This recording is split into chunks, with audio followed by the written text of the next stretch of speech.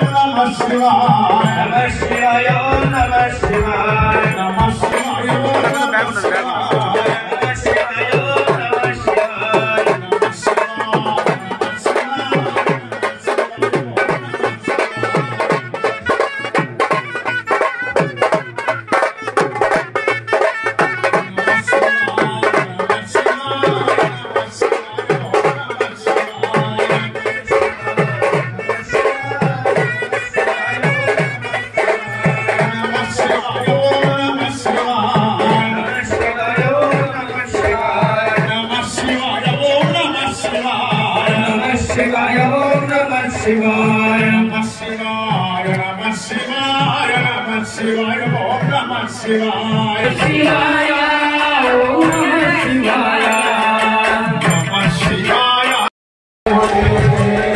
Shri Gurudatta Shri Gurudatta Aarti मनोदेवा सिद्धमंगला Jai Dev Jagannath Karuna